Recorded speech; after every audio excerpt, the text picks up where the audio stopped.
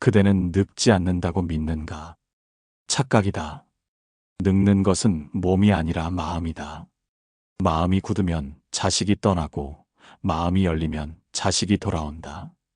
세상에는 두 종류의 부모가 있다. 자식의 오늘을 보는 부모와 자식의 과거만 보는 부모다. 전자는 관계를 키우고 후자는 관계를 죽인다. 그대는 어느 쪽인가? 자식이 30이 되어도 여전히 10살 때의 잘못을 들먹이는가? 자식이 제 발로 집을 나서는데도 왜 떠나는지 모르는가? 답은 명확하다. 그대의 마음이 먼저 늙었기 때문이다. 정약용은 평생 8자녀를 키우며 깨달았다.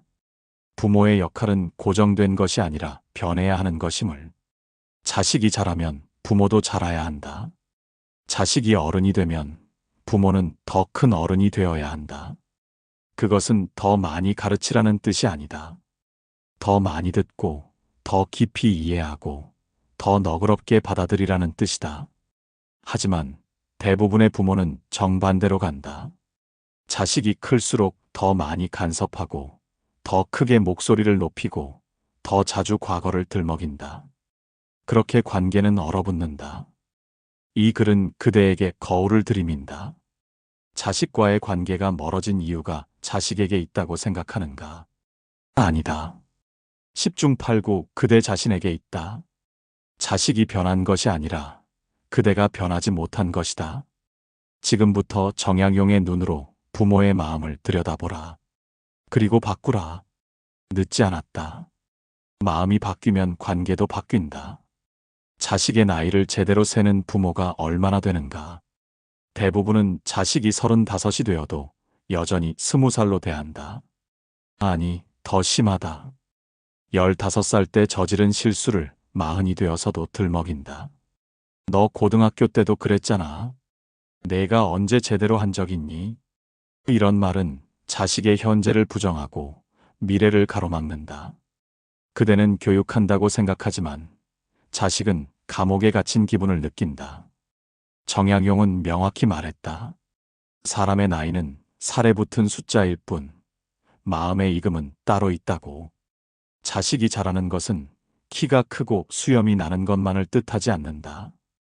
판단력이 생기고 책임을 지고 제 길을 걷는 것을 뜻한다. 그런데 부모는 이를 인정하지 않는다. 왜인가? 두렵기 때문이다. 자식이 어른이 되면 더 이상 자신의 통제 안에 있지 않다는 사실이 두렵기 때문이다. 그래서 자식을 과거에 묶어둔다. 옛날 이야기를 반복하고 옛날 실수를 상기시키고 옛날 모습으로 자식을 규정한다. 이것은 사랑이 아니라 집착이다. 사랑은 상대가 자라는 것을 기뻐하지만 집착은 상대가 변하는 것을 두려워한다. 그대가 자식의 과거를 들먹일 때마다 자식은 이렇게 느낀다. 내가 아무리 노력해도 부모 눈에는 여전히 그 모습이구나. 이 절망이 쌓이면 자식은 집을 떠난다. 물리적으로 떠나지 않더라도 마음으로 떠난다. 부모와 대화할 때마다 방어적이 되고 만날 때마다 시간을 재고 연락할 때마다 의무감만 느낀다. 자식을 과거에서 풀어주는 방법은 간단하다. 오늘의 자식을 보는 것이다. 어제의 자식이 아니라 오늘의 자식을 보라. 10년 전 실수가 아니라 오늘의 노력을 보라. 옛날 모습이 아니라 지금의 변화를 보라. 그대가 자식의 현재를 인정할 때 자식도 그대의 현재를 인정한다. 그것이 관계의 시작점이다. 정약용은 자식에게 편지를 쓸 때마다 그들의 성장을 인정하는 말로 시작했다. 내가 이제 어른이 되었으니, 내가 이제 제 뜻을 가졌으니. 이 한 줄이 자식의 마음을 열었다. 인정은 사랑보다 강하다. 사랑은 때로 무겁지만 인정은 언제나 가볍고 힘이 세다. 자식이 성장했음을 인정하라. 그것이 부모가 줄 수 있는 가장 큰 선물이다. 그대가 지금 해야 할 일은 명확하다. 자식과 대화할 때 과거를 들먹이지 마라. 너 예전에도 그랬지라는 말을 입 밖에 내지 마라. 대신 지금 내 생각은 어떠냐고 물어라. 과거는 교훈일 수는 있어도 무기가 되어서는 안 된다. 자식을 과거의 죄수로 만들지 마라. 오늘의 동반자로 대하라. 그러면 자식도 그대를 과거의 권위자가 아니라 오늘의 조언자로 대할 것이다. 기억하라. 나이는 숫자일 뿐이다. 중요한 것은 마음의 나이다. 자식의 마음이 자랐다면 그대의 마음도 자라야 한다. 그대가 먼저 변해야 관계가 변한다. 자식이 변하기를 기다리지 마라. 그대가 먼저 움직여라. 과거를 버리고 현재를 붙잡아라.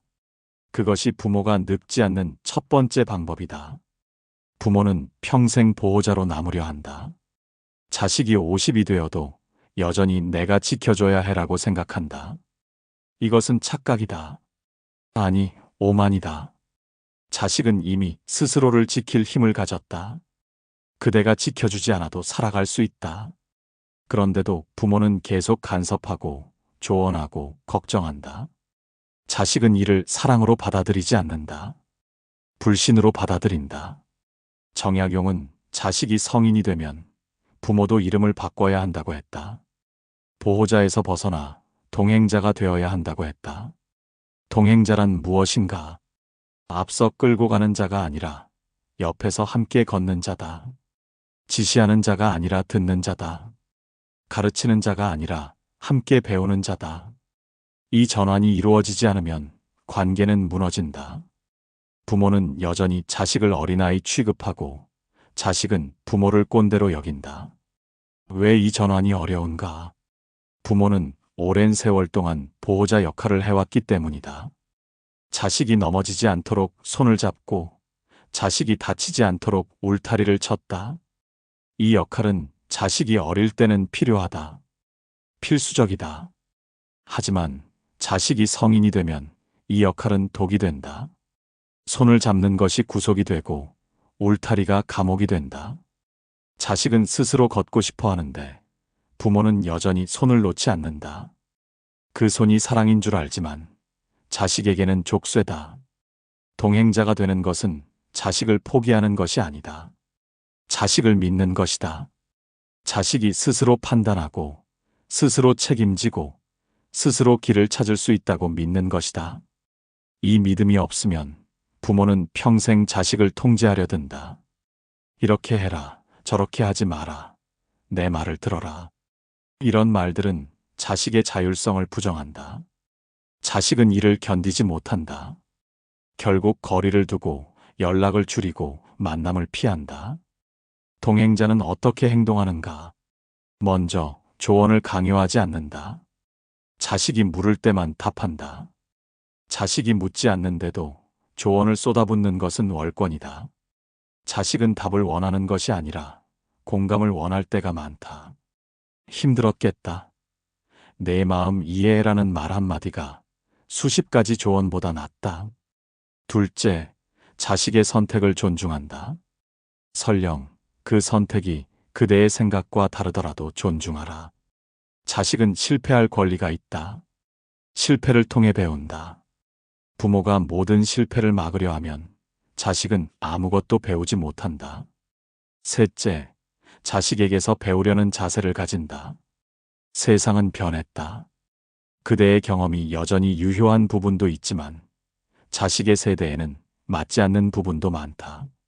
자식의 이야기를 들으며 배워라. 그것이 동행자의 태도다. 정약용은 유배지에서도 자식들과 대등한 관계를 유지하려 애썼다. 편지에서 그는 명령하지 않고 제안했다.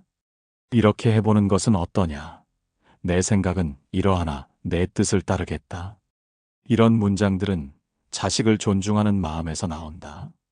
자식들은 이런 아버지를 존경했다.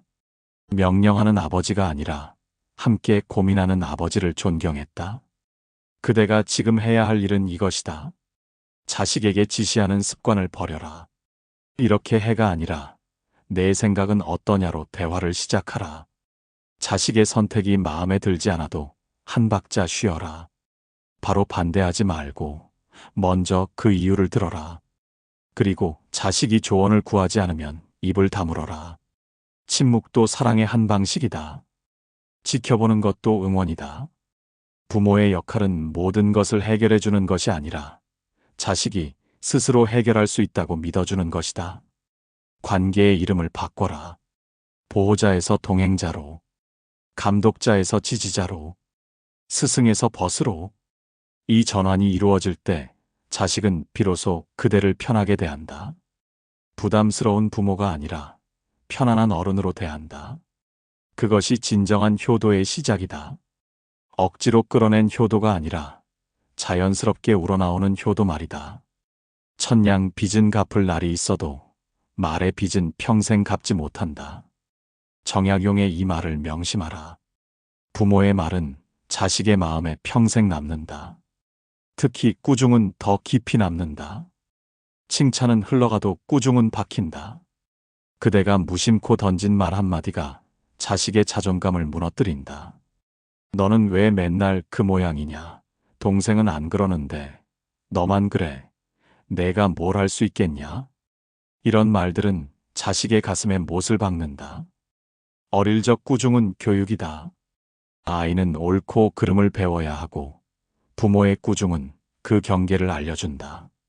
하지만 성인이 된 자녀에게 꾸중은 교육이 아니다. 모욕이다. 성인은 이미 옳고 그름을 안다. 부모가 꾸중하는 것은 새로운 것을 가르치는 것이 아니라 자식을 깎아내리는 것이다. 내가 잘못했다는 말을 하려는 것이 아니라 너는 부족하다는 말을 하려는 것이다. 자식은 이를 정확히 안다. 그래서 반발하고 상처받고 멀어진다. 부모는 말한다. 내 잘되라고 하는 소리야. 하지만 자식에게는 그렇게 들리지 않는다. 너는 아직도 모자라로 들린다.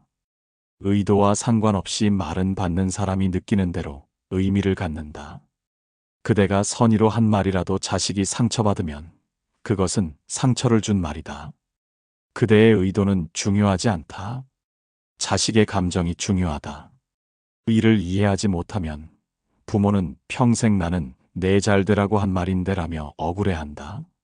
하지만 자식은 이미 마음의 문을 닫았다. 정약용은 언어의 품격을 중시했다. 입에서 나오는 것이 마음의 자태다라고 했다. 거친 말은 거친 마음에서 나온다. 비난은 불만에서 나온다. 꾸중은 통제욕에서 나온다. 부모가 자식을 꾸짖을 때 그 밑바탕에는 사랑보다 조급함이 있다. 왜 내 말을 듣지 않느냐? 왜 내 기대에 미치지 못하느냐는 조급함이 꾸중으로 나온다. 자식은 이를 사랑으로 받아들이지 않는다. 압박으로 받아들인다. 꾸중 대신 무엇을 해야 하는가? 먼저 침묵하라. 자식이 실수했을 때 바로 말하지 마라. 하루 이틀 지나서 차분히 이야기하라. 감정이 실린 꾸중은 백해무익하다.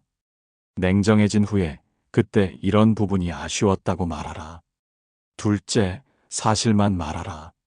너는 맨날 그래가 아니라 어제 약속을 지키지 않았구나 라고 구체적으로 말하라. 일반화는 자식을 규정짓는다. 자식은 자신이 맨날 그런 사람으로 낙인 찍히는 것을 견디지 못한다. 셋째, 꾸중 뒤에는 반드시 회복의 말을 덧붙여라. 그래도 내가 노력하는 건 알아. 다음엔 잘할 거라 믿어. 이 한마디가 꾸중의 독을 중화한다. 가장 중요한 것은 꾸중을 줄이는 것이다. 부모는 너무 많이 꾸짖는다. 사소한 일에도 잔소리하고 작은 실수에도 화를 낸다. 자식은 집에 올 때마다 꾸중당할까봐 긴장한다. 이런 집은 쉼터가 아니라 전쟁터다. 자식은 전쟁터에 오래 머물지 않는다. 꾸중을 줄여라. 10번 할 말이 있어도 한 번만 하라. 한 번 할 말이 있어도 안 하는 것을 고려하라. 부모의 침묵이 자식의 마음을 더 크게 움직일 때가 많다. 정약용은 자식에게 편지를 쓸 때 꾸짖기보다 격려했다. 잘못을 지적하더라도 부드럽게 감쌌다. 내가 이런 점은 아쉬우나 이런 점은 참으로 훌륭하다는 식으로 균형을 맞췄다. 자식들은 이런 편지를 받고 스스로를 돌아봤다. 강요가 아니라 성찰을 이끌어낸 것이다. 이것이 진정한 교육이다. 꾸중은 순간의 시원함을 줄지 모르나 장기적으로는 관계를 망친다. 격려는 당장은 답답할지 모르나 결국 자식을 바꾼다. 그대가 지금 당장 할 일은 이것이다. 자식을 꾸짖고 싶을 때 입을 다물어라. 하루를 참아라. 그리고 생각하라. 이 말이 정말 필요한가 아니면 그냥 내 감정을 푸는 것인가? 대부분은 후자다. 감정을 푸는 꾸중은 하지 않는 것만 못하다. 꾸중은 칼이다. 함부로 휘두르지 마라. 칼을 휘두를 때마다 관계에 상처가 난다. 그 상처는 쉽게 아물지 않는다. 집안의 기운은 보이지 않지만 느껴진다.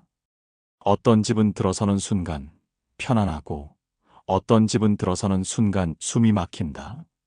그 차이는 무엇인가? 말의 품격이다. 정약용은 입에서 나오는 것이 마음의 자태라 했다. 거친 말이 오가는 집은 거친 마음이 사는 집이다. 그런 집에는 평화가 없다. 자식은 그런 집을 피한다. 욕설과 비난은 가문의 기둥을 쪼는 쇠망치다. 부모가 자식에게 욕을 하는 순간 그 집안의 품격이 무너진다. 이 자식아, 너 같은 놈, 쓸모없는 것. 이런 말들은 교육이 아니다. 폭력이다. 언어 폭력은 신체 폭력보다 더 깊은 상처를 남긴다. 신체의 상처는 아물지만 마음의 상처는 평생 간다. 부모의 욕설을 들으며 자란 자식은 자신을 존중하지 못한다. 부모도 존중하지 못한다. 그리고 결국 그 집을 떠난다. 비난도 마찬가지다. 너는 왜 맨날 그 모양이냐? 내가 뭘 할 수 있겠냐? 동생만 못해? 이런 비난은 자식의 존재 자체를 부정한다. 행동이 아니라 존재를 공격한다. 자식은 자신이 부모에게 실망의 대상임을 느낀다. 이 느낌이 쌓이면 자식은 부모와의 만남 자체를 부담스러워한다. 전화가 와도 받기 싫고 명절에도 가기 싫다. 왜냐하면 그곳에서는 언제나 자신이 부족한 존재로 취급되기 때문이다. 말의 품격을 높이는 것은 어렵지 않다. 첫째, 욕설을 절대 하지 마라. 화가 나도 욕은 하지 마라. 욕을 하는 순간 부모의 권위가 무너진다. 자식은 생각한다. 부모도 결국 나와 같은 수준이구나. 존경은 사라지고 실망만 남는다. 둘째, 비난 대신 사실을 말하라. 너는 게으르다가 아니라 오늘 약속 시간에 늦었구나 라고 말하라. 사실은 반박할 수 없지만 비난은 반발을 부른다. 셋째, 부정어보다 긍정어를 많이 써라.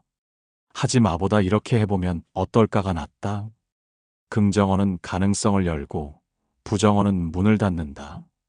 정약용은 평생 품위 있는 언어를 사용했다. 아무리 화가 나도 욕을 하지 않았고 아무리 답답해도 비난하지 않았다. 대신 차분히 이유를 설명하고 논리적으로 설득했다.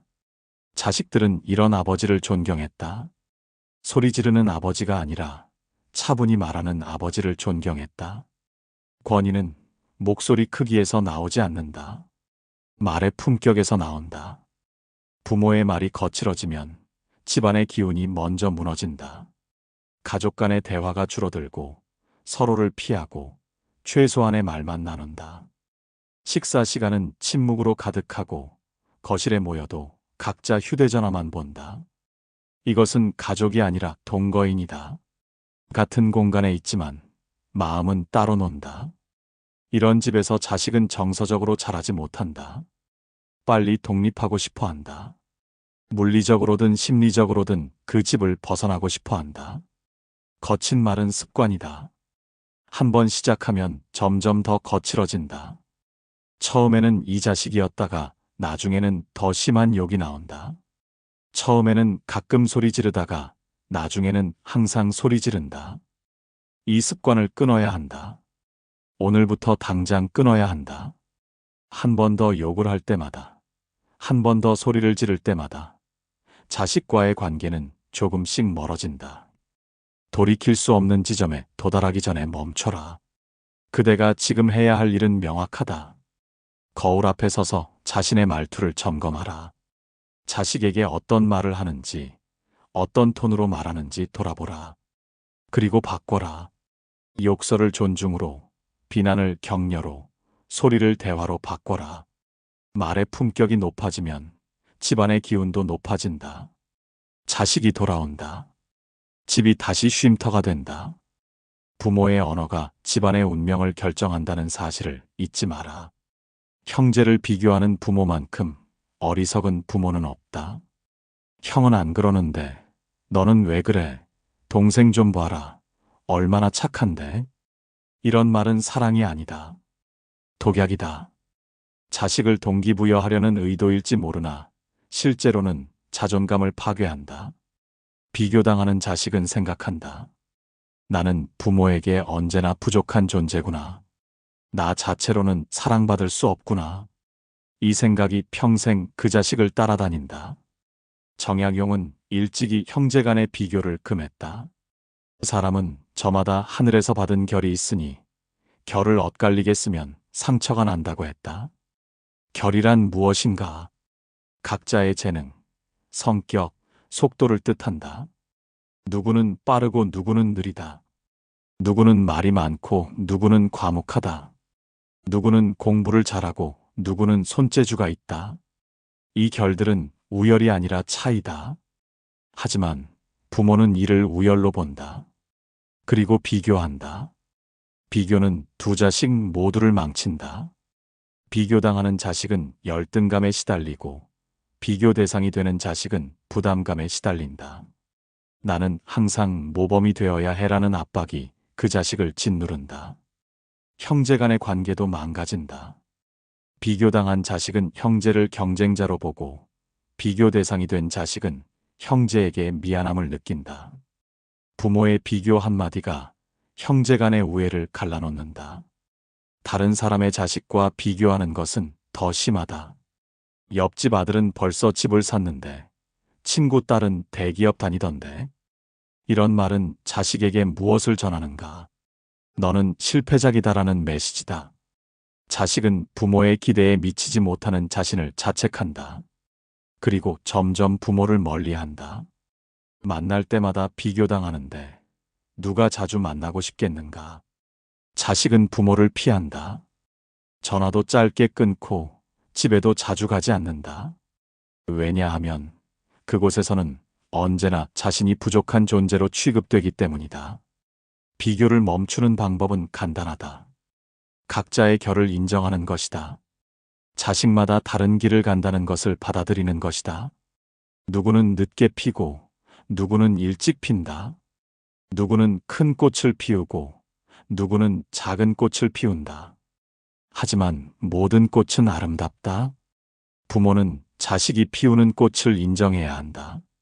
다른 꽃과 비교하지 말고 그 꽃 자체를 사랑해야 한다. 정약용은 8자녀를 모두 다르게 대했다. 각자의 재능을 파악하고 각자의 속도를 존중했다. 누구에게는 학문을 권하고 누구에게는 실무를 권했다. 비교하지 않고 각자의 길을 격려했다. 자식들은 이런 아버지 아래서 자유롭게 자랐다. 형제간에 경쟁하지 않고 협력했다. 이것이 건강한 가정의 모습이다. 그대가 지금 해야 할 일은 이것이다. 자식을 다른 누구와도 비교하지 마라. 형제끼리도 다른 집 자식과도 비교하지 마라. 대신 자식 자신의 과거와 비교하라. 작년보다 나아졌구나. 예전보다 성숙해졌구나. 이런 비교는 자식을 격려한다. 외부와의 비교는 자식을 좌절시키지만 자신과의 비교는 자식을 성장시킨다. 자식의 결을 인정하라. 그 결대로 나무를 깎으면 아름다운 무늬가 드러난다.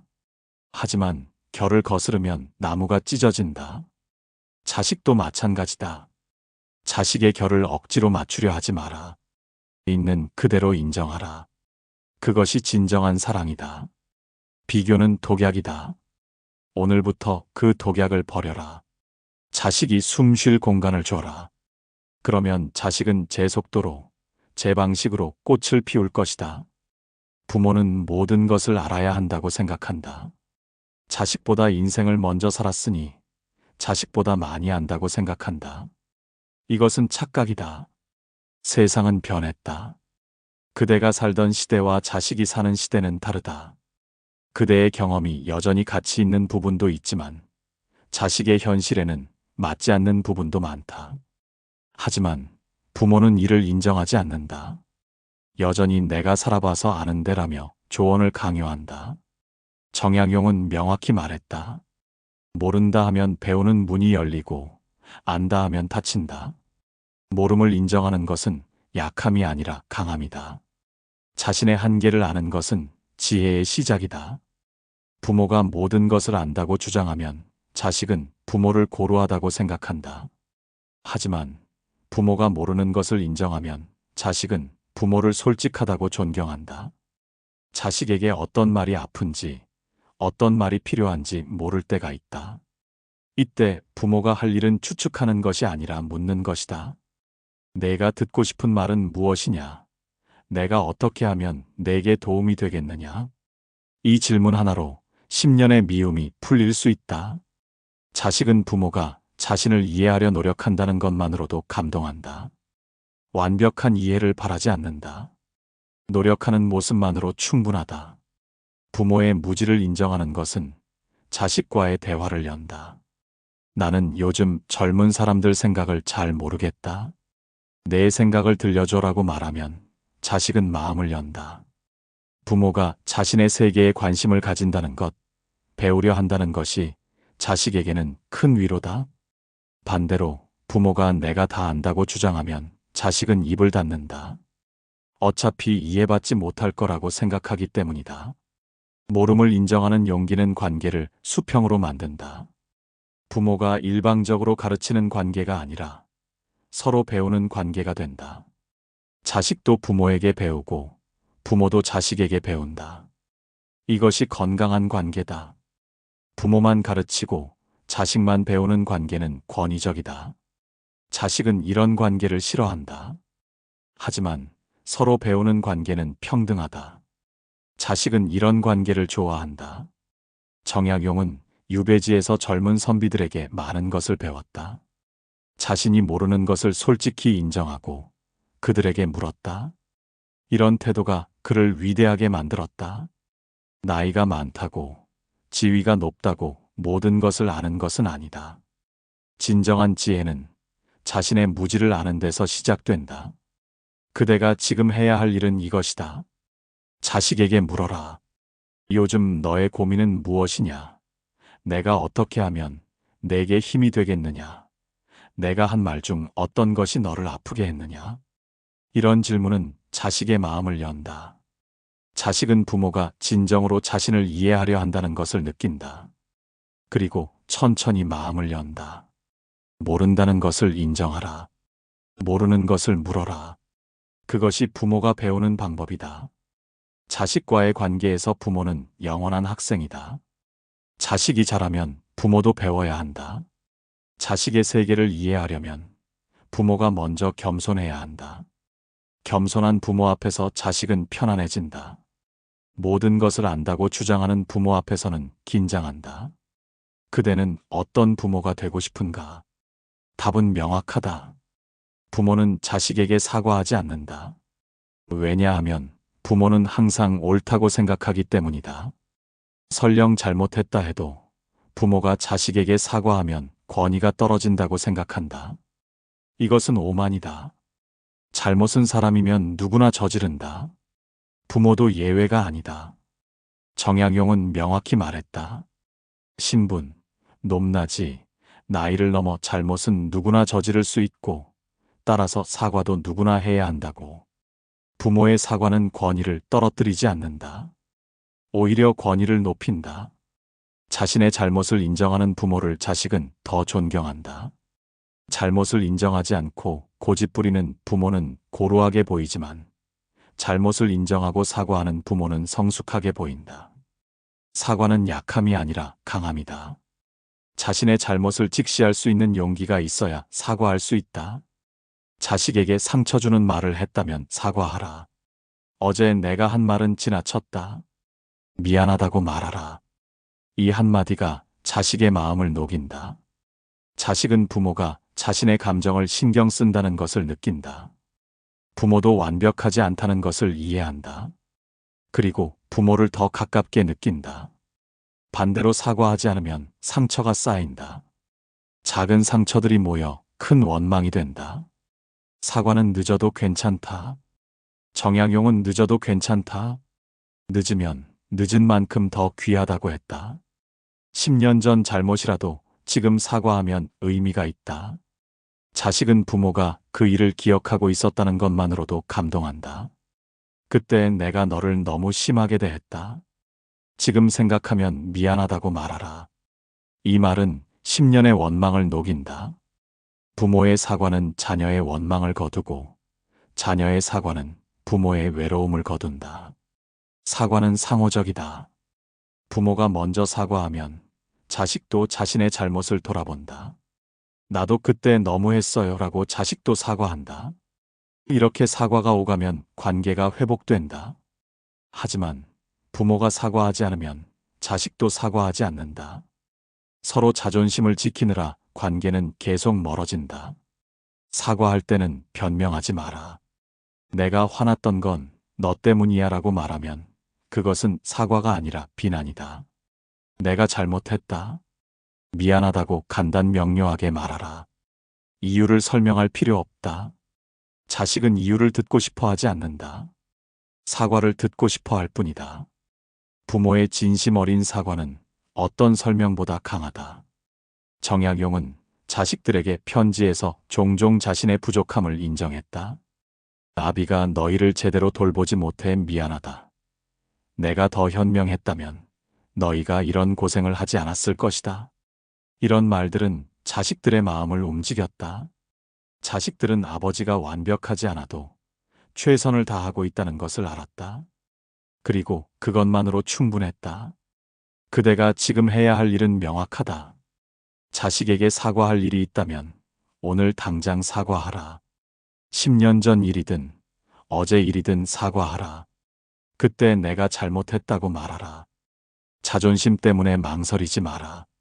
사과는 자존심을 낮추는 것이 아니라 관계를 높이는 것이다. 부모의 사과 한마디가 10년의 벽을 허문다. 사과는 돌이다. 높낮이가 없다. 잘못했으면 사과하라. 그것이 사람의 도리다. 부모는 자식의 연락을 기다린다. 전화가 오기를, 문자가 오기를, 찾아오기를 기다린다. 하지만 자식은 바쁘다. 일에 치이고, 인간관계에 치이고, 자신의 삶에 치인다. 연락이 늦어진다. 부모는 서운해한다. 나를 잊은 거냐? 이렇게 바빠서 전화 한 통 못하냐? 이런 말은 자식에게 부담이 된다. 연락이 의무가 되고 만남이 의무가 되면 자식은 더 멀어진다. 정약용은 벼슬길에 있을 때도 자식들의 편지를 기다렸다. 하지만 답장이 늦어도 원망하지 않았다. 기다림은 사랑의 한 방식이다라고 생각했다. 기다림은 인내다. 자식이 바쁘다는 것을 이해하고 자식이 연락할 때까지 기다리는 것이 진정한 사랑이다. 독촉하고 원망하고 서운해하는 것은 사랑이 아니라 집착이다. 성인 자식은 부모의 소유물이 아니다. 독립된 인격체다.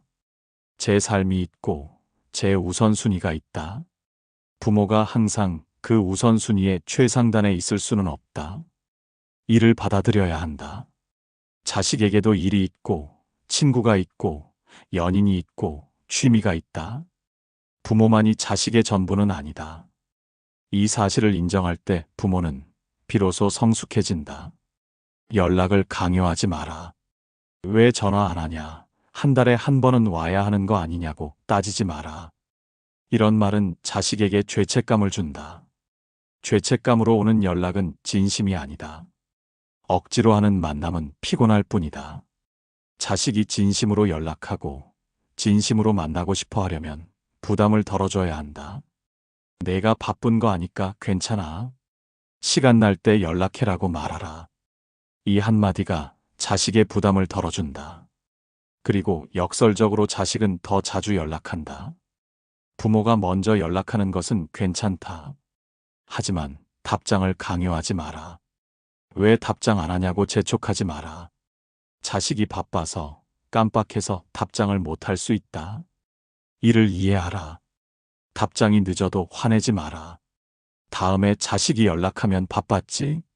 괜찮아라고 말하라. 이런 이해가 자식을 편하게 만든다. 정약용은 유배 중에도 자식들에게 편지를 보냈다. 하지만 답장을 재촉하지 않았다.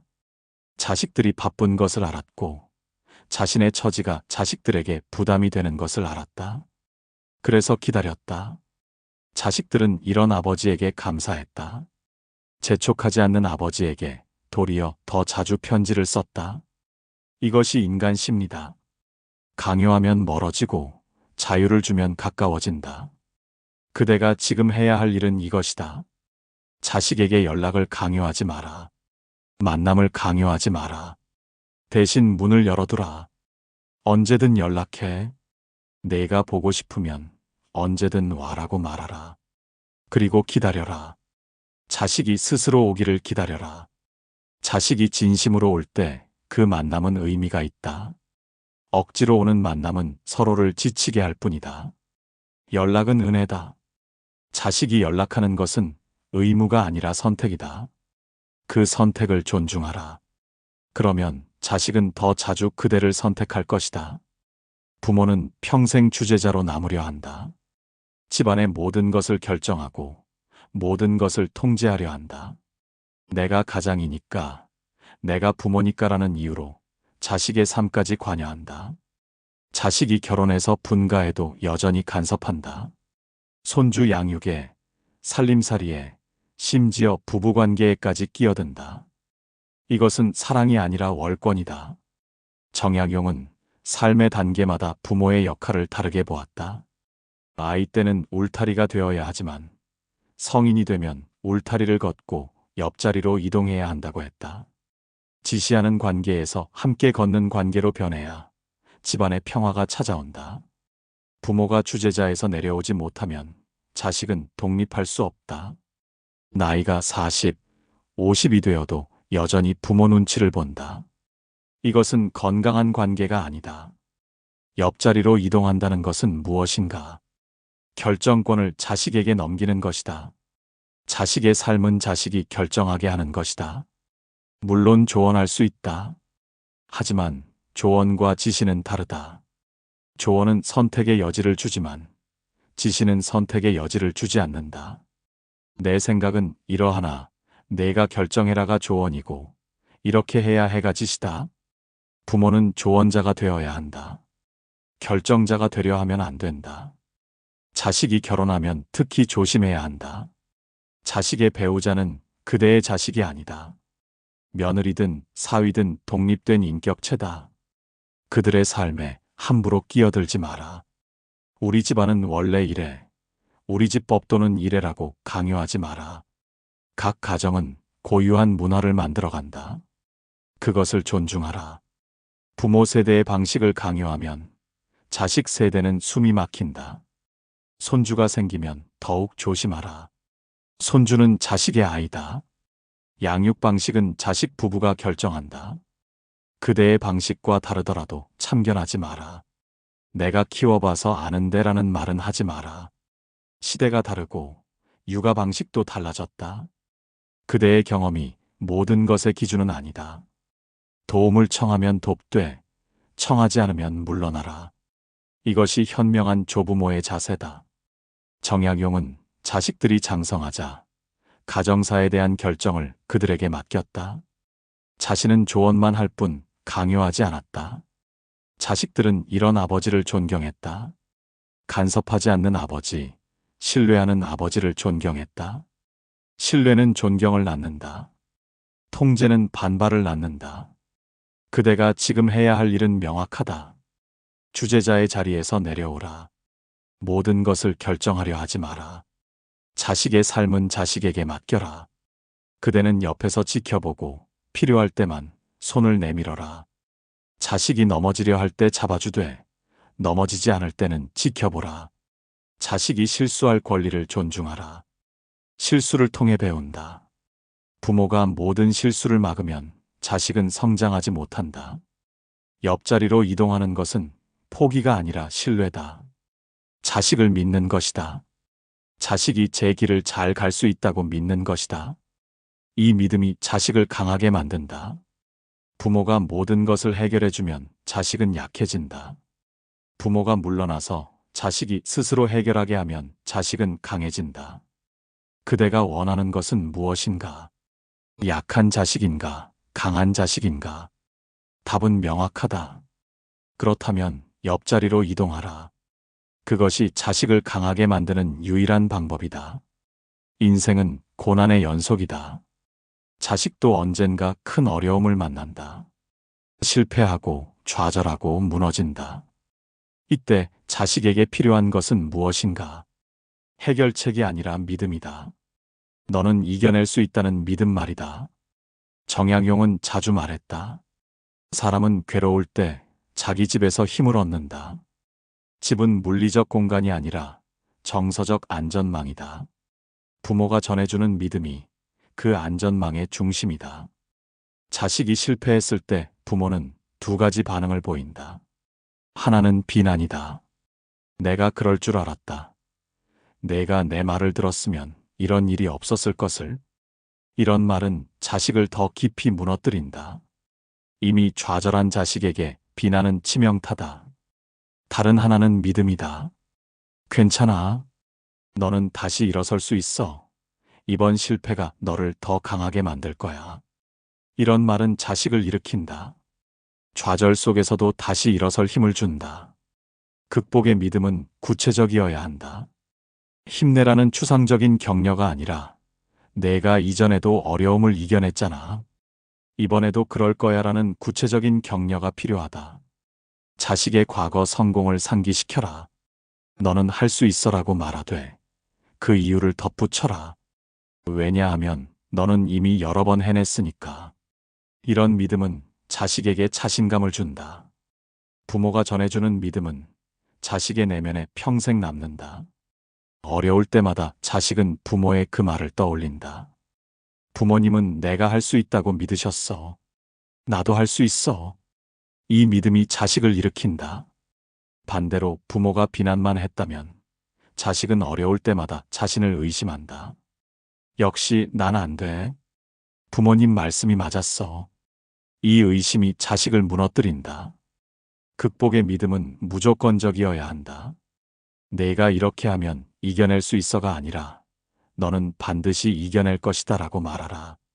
조건을 달지 마라. 자식이 무엇을 하든 어떤 선택을 하든 그대는 자식이 결국 이겨낼 것이라 믿는다고 말하라. 이 무조건적 믿음이 자식에게 가장 큰 힘이 된다. 정약용은 유배지에서 자식들에게 수많은 편지를 보냈다. 그 편지의 핵심은 하나였다. 너희는 이겨낼 것이다. 아버지의 유배로 자식들은 많은 어려움을 겪었다. 하지만 정약용은 자식들을 믿었다. 그 믿음이 자식들을 지탱했다. 자식들은 아버지의 믿음을 배신하지 않으려 애썼다. 그리고 결국 이겨냈다. 그대가 자식에게 남길 마지막 말은 무엇이어야 하는가? 꾸중이 아니라 믿음이어야 한다. 비난이 아니라 격려여야 한다. 너는 반드시 이겨낼 것이다 라고 말하라. 이 한마디가 자식의 삶을 지탱하는 심줄이 된다. 부모가 떠난 후에도 자식은 이 말을 기억한다. 그리고 그 말에 힘입어 일어선다. 자식에게 물질을 남기는 것도 좋다. 하지만 더 중요한 것은 믿음을 남기는 것이다. 나는 내가 어떤 어려움도 이겨낼 사람이라고 믿는다는 믿음 말이다. 이 믿음이 자식의 인생에서 가장 큰 재산이 된다. 돈은 쓰면 없어지지만 믿음은 평생 남는다. 믿음은 자식이 살아가는 내내 힘이 된다. 그대가 지금 해야 할 일은 명확하다. 오늘 자식에게 말하라. 나는 너를 믿는다. 너는 어떤 어려움도 이겨낼 사람이다라고 말하라. 자식이 성공했을 때만이 아니라 실패했을 때도, 괜찮을 때만이 아니라 힘들 때도 이 말을 하라. 이 말이 자식의 마음에 뿌리 내리게 하라. 그러면 자식은 어떤 폭풍 속에서도 흔들리지 않는다. 부모가 준 믿음이라는 뿌리가 자식을 단단히 붙잡기 때문이다. 이것이 부모가 자식에게 줄 수 있는 가장 큰 유산이다. 마지막으로 정약용은 결론을 늘 단순하게 남겼다. 부모의 마음이 늙으면 자식은 떠나고 마음이 젊으면 그늘이 생긴다. 이 말의 의미는 명확하다. 자식과의 관계를 지키는 것은 기술이 아니라 마음가짐이라는 것이다. 아무리 좋은 방법을 알아도, 아무리 많은 조언을 들어도 마음이 굳으면 소용없다. 마음이 열려야 관계가 산다. 그대는 지금까지 10가지 가르침을 읽었다. 자식을 과거에 가두지 말라는 것, 보호자에서 동행자로 변화라는 것, 꾸중을 줄이고 말의 품격을 높이라는 것, 비교를 버리고 각자의 결을 인정하라는 것, 모름을 인정하고 묻는 용기를 가지라는 것, 잘못하면 사과하라는 것, 연락을 강요하지 말라는 것, 주재자에서 내려와 옆자리로 이동하라는 것, 그리고 자식에게 극복의 믿음을 전하라는 것을 배웠다. 이 모든 가르침의 핵심은 하나다. 자식을 있는 그대로 인정하고 존중하고 믿으라는 것이다. 자식을 그대의 소유물로 보지 말고 독립된 인격체로 보라는 것이다. 자식의 삶을 통제하려 하지 말고 지지하라는 것이다. 이것이 마음이 늙지 않는 부모의 자세다. 마음이 늙는다는 것은 무엇인가? 변화를 거부하는 것이다. 자식이 자라도 여전히 어린아이로 대하는 것이다. 세상이 변해도 여전히 옛날 방식을 고집하는 것이다. 자신의 경험만이 옳다고 주장하는 것이다. 이런 마음을 가진 부모는 자식과 멀어질 수밖에 없다. 자식은 변하는데 부모는 변하지 않으니 간극이 벌어진다. 그 간극이 서먹함이 되고 서먹함이 거리가 되고 거리가 단절이 된다. 마음이 젊다는 것은 무엇인가? 변화를 받아들이는 것이다. 자식이 자라면 자신도 자라는 것이다. 자식의 세계를 이해하려 노력하는 것이다. 자신의 한계를 인정하고 배우려는 자세를 가지는 것이다. 이런 마음을 가진 부모는 자식과 가까워진다. 부모가 변하니 자식도 마음을 연다. 서로를 이해하려 노력하니 관계가 깊어진다. 자식과의 관계는 그대의 선택에 달렸다. 자식이 변하기를 기다리지 마라. 그대가 먼저 변해야 한다. 자식이 연락하기를 기다리지 마라.